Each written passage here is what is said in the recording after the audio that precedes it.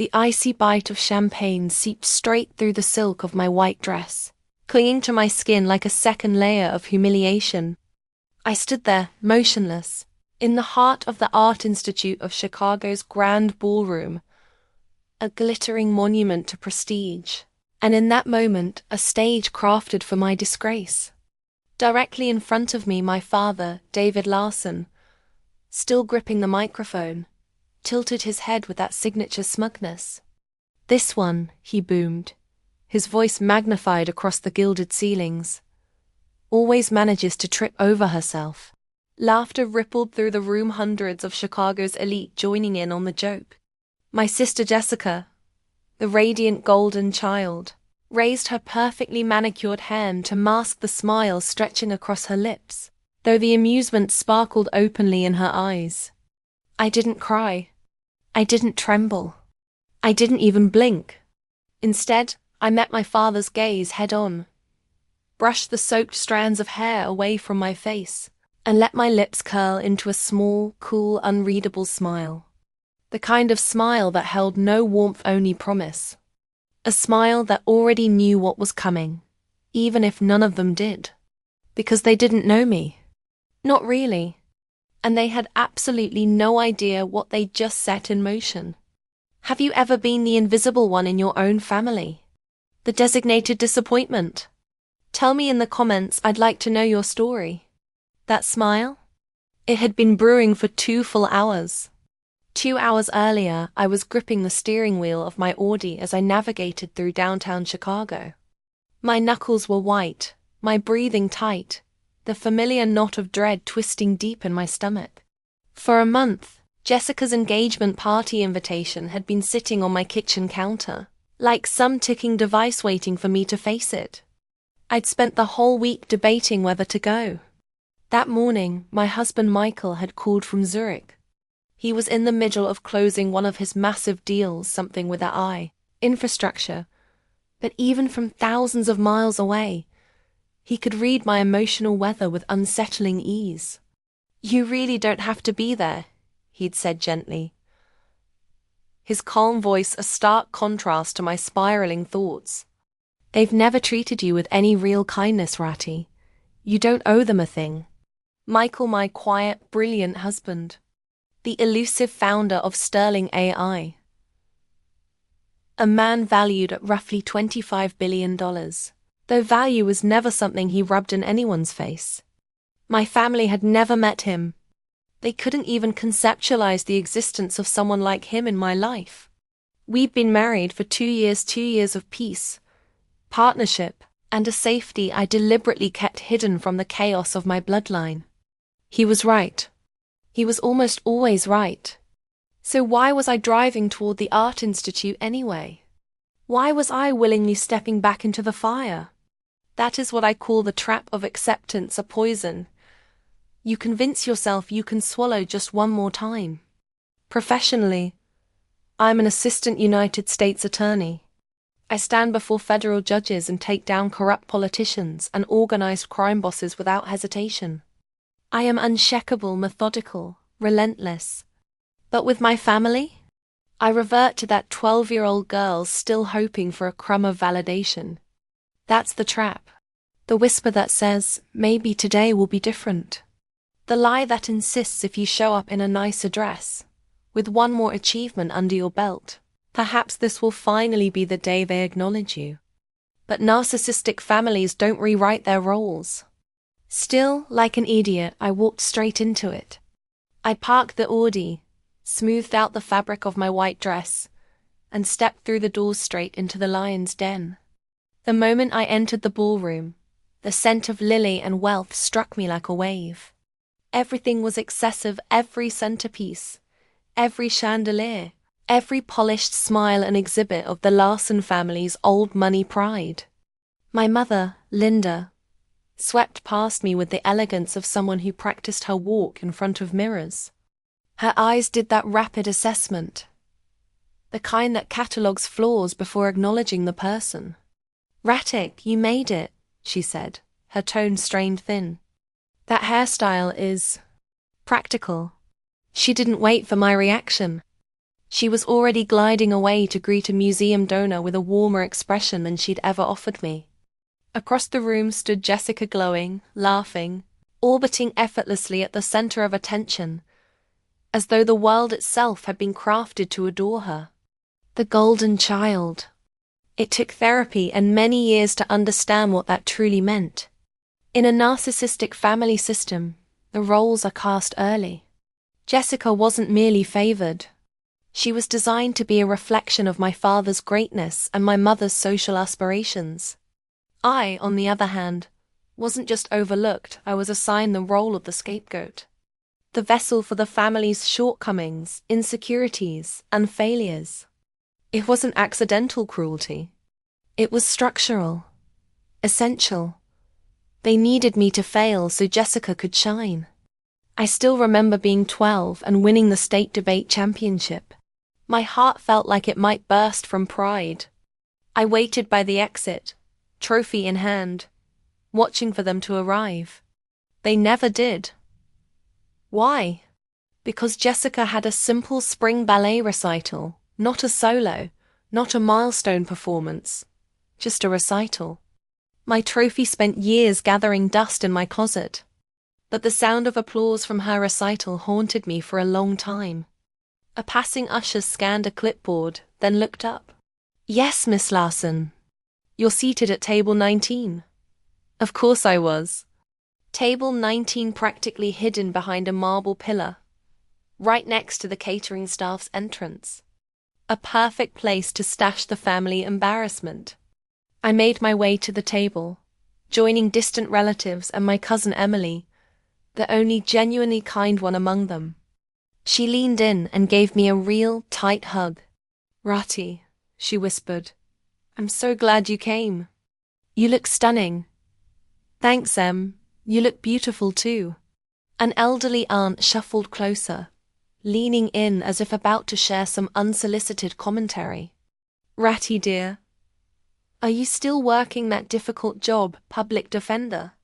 "Isn't it?" That was their narrative for me. The public defender. A noble but poor job. It must be so draining dealing with those people, and it certainly doesn't pay enough. You'll never find a decent husband that way. I just smiled. I didn't bother correcting her. I didn't tell her I was an assistant United States attorney. I didn't tell her that the people I dealt with were some of the most powerful criminals in the country. And I certainly didn't tell her that 2 years ago. I had married Michael Sterling. I kept that part of my life locked away safe. It was the one thing they couldn't criticize, couldn't diminish, couldn't touch. I was just Ruti, the clumsy public defender. And for now, that's exactly who I needed them to see. The music softened. My father, David Larson, stepped up to the small stage. Tapping the microphone, the room fell into a respectful hush. "Thank you all for being here." He started, his voice resonating with the practiced charm of a lifelong real estate mogul. "Tonight is a father's dream. My beautiful daughter, Jessica." He beamed at my sister, who looked up at him with pure adoration, is engaged to a man who finally meets our standards. Ryan Harrison. He gestured to Ryan, who stood beside Jessica. The perfect heir to a political dynasty. "Ryan, you're not just marrying Jessica. You're joining a legacy of excellence." There was polite applause.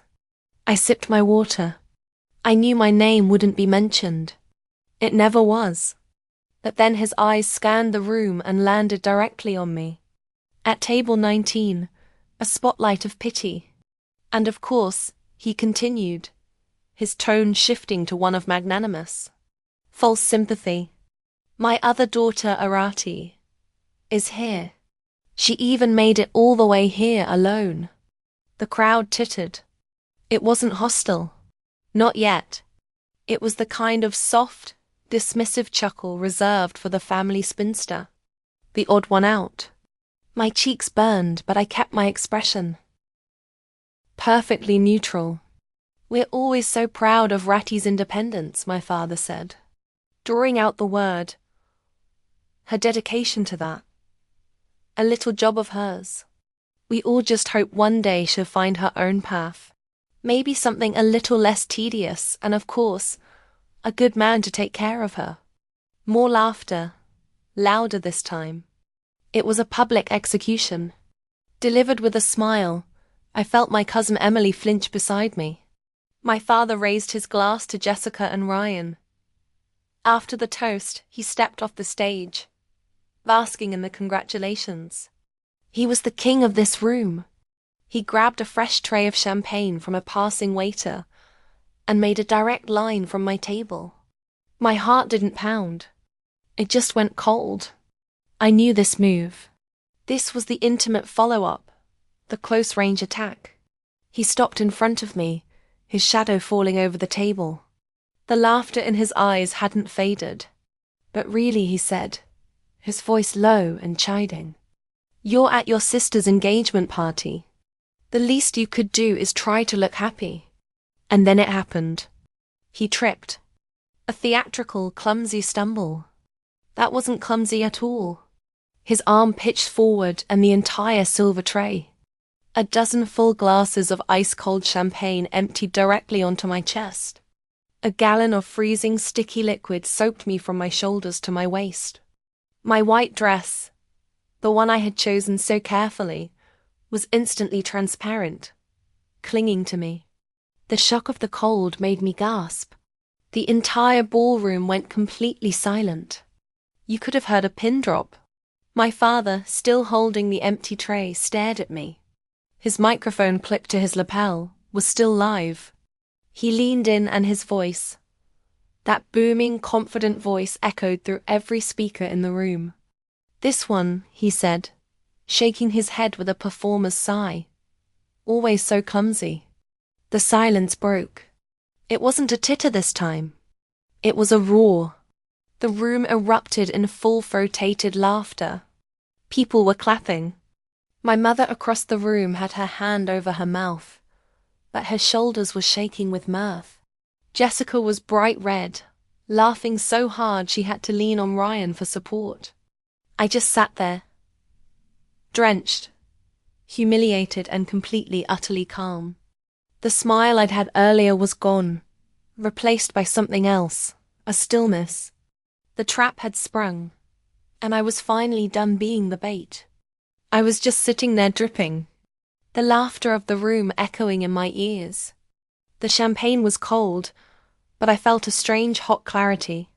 My cousin Emily rushed over, her face pale with horror, napkins flapping uselessly in her hand. "Oh my God, are you?" But she was pushed aside. Someone else moved faster. Ryan Harrison, Jessica's golden fiancé, the heir to the Harrison political machine, was suddenly standing right in front of me. He wasn't looking at my father, who was still grinning. He wasn't looking at my sister, who was trying to get his attention. He was staring at me, not with pity, not with amusement, with a look of absolute stunning recognition, as if he'd just seen a ghost. "Jessica, darling, just a second," he said, waving my sister off without even looking at her.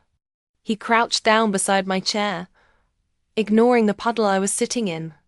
My family, David, Linda, and Jessica, moved in closer, curious about what their prized new asset was doing. Ryan leaned in, and his voice was a low, urgent whisper that only our small group could hear. "May God," he breathed. "You're your Ratty Larson, aren't you?" I just looked at him. His eyes were wide. The Assistant United States Attorney, the one who just prosecuted Senator Byrne. I didn't move. I didn't speak. "Holly," he whispered, running a hand through his perfect hair. My father has been trying to get a meeting with your boss for a month about that case. He says, you're the most feared federal prosecutor in Chicago." Silence. A small, cold bubble of silence. Right in the middle of the laughing ballroom, my father's smile froze. My mother's hand, which had been covering her smile, dropped. Jessica just looked confused. They didn't know who Senator Byrne was. They didn't understand the complexities of federal prosecution. But they understood one thing perfectly. They understood the look of pure, undiluted fear and respect in Ryan Harrison's eyes. The game had just changed. The laughter in the room started to sound distant, hollow, and I still hadn't said a single word. I didn't even look at Ryan. His words, "feared federal prosecutor," just hung in the air. A small secondary explosion. My eyes were locked on the main entrance of the ballroom, because I knew I had checked my watch just before my father started his speech. Michael's flight was scheduled to land an hour ago. He was close and right on cue. The grand double doors of the ballroom swung open. It wasn't a dramatic entrance. It was silent. Two men in dark, impeccably tailored suits entered first. They weren't waiters. Their eyes scanned the room with a practiced, unsettling efficiency. They wore clear earpieces. My father David, still frozen from Ryan's words, finally snapped out of it. He saw the new arrivals and puffed up his chest, ready to play the role of host. "Excuse me," he started to say, taking a step toward them. "This is a private." His words died in his throat. A third man walked in between the two guards. The room hadn't just gone quiet. It felt like all the oxygen had been sucked out of it. This man, he wasn't tall, but he had a presence that seemed to fill the entire massive ballroom. He was wearing a simple dark Tom Ford suit that probably cost more than my car, but it was understated. He had dark hair and eyes and an expression of utter calm. The reclusive, almost mythical founder of Sterling AI. The man who hadn't been photographed publicly in 3 years. The man worth an estimated $25 billion. Michael Sterling, my husband. He didn't look at my father. He didn't look at my mother, whose hand was now gripping a chair back. He didn't glance at Jessica or her suddenly star-struck fiancé. His eyes found me. At table 19, still dripping wet in my ruined white dress. He walked straight toward me. The crowd didn't just step aside. They parted. It was like watching the Red Sea split. He moved with a confidence that didn't need to be loud. He just was. He reached for me.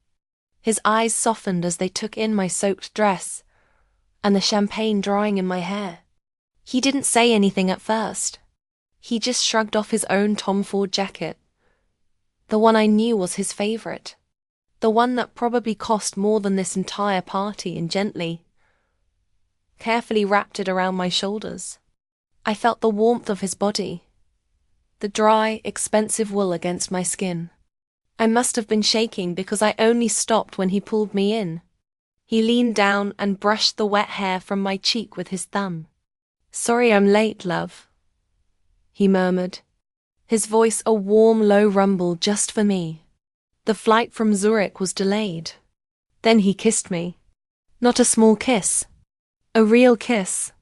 A "you are my wife and I am here" kiss. Right in front of my family and all of Chicago's elite. The entire ballroom seemed to let out a single collective gasp. I could hear someone drop a glass. I leaned my head against his chest, finally feeling safe. He kept one arm wrapped tightly around me, holding his jacket in place. Then he turned. He looked at my father, who was standing there, mouth open, looking like a fish. He looked at my mother, who was white as a sheet. He looked at Jessica, whose face was a mask of utter, horrified disbelief. His voice wasn't loud, but it cut through the silence like a knife. Cold, clear, and absolute. "I'm Michael Sterling," he said, his eyes locked on my father, Rati's husband. "We've been married for 2 years. If the AUSA twist had confused my family, the Michael Sterling reveal shattered them. My mother, Linda. I looked like she was going to be physically ill. My sister Jessica, her perfect night in ruins, was the first to find her voice. It was a shriek. "No, it's not possible. You're lying," she screamed, her face blotchy and red. "You hired him. You hired all of them to ruin my night." My father David just sputtered. His narrative, his entire worldview had been broken in front of his peers. But, you're a public lawyer, he stammered, looking for me to Michael. He's a billionaire. I looked at my father for the first time in my life. I felt nothing, no anger, no pain, just a quiet, cold finality. I was never a public lawyer.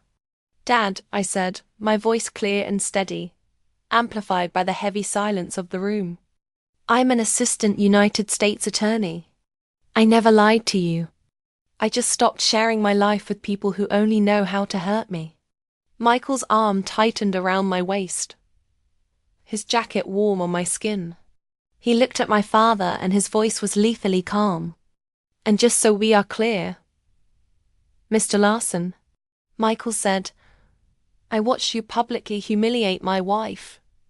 And then I watched you assault her with that tray of champagne. My security team, by the way, has it all on hide video. You will be hearing from my lawyers. That was it. The final blow, my father's face, which had been red with bluster, turned a waxy poly-grey. He was a real estate developer. He understood lawsuits. He understood threats, and he knew, looking at Michael Sterling, that this was not a bluff. I looked at my mother, who was staring at me as if I were a stranger. I looked at Jessica, who was finally, blessedly silent, her mouth open in horror. Congratulations on the engagement, Jessica. I said, I'm leaving now. Michael didn't let go of me. We just turned and walked. His security team, who had been standing by the entrance, moved with us, creating a silent, protective bubble. We walked straight out of the ballroom, leaving my family standing alone in the wreckage of the narrative they had spent a lifetime building. I didn't speak to my family again that night. It took a year. A full year of therapy for me, and eventually for them before a real conversation could even begin. Our relationship isn't perfect. It will never be. But for the first time in my life, it's real. It's built on hard, painful, necessary boundaries. I realized that family isn't always the people you share blood with. It's the people who see you. Michael is my family. My cousin Emily, the teacher who brought me napkins, is my family. My team at the attorney's office, that is my chosen family. Sometimes the most courageous act of self-love is to stop begging for a seat at their table and to finally get up and build your own. Have you ever had to set a hard boundary to protect your own peace? Share your story in the comments below. Thank you for listening.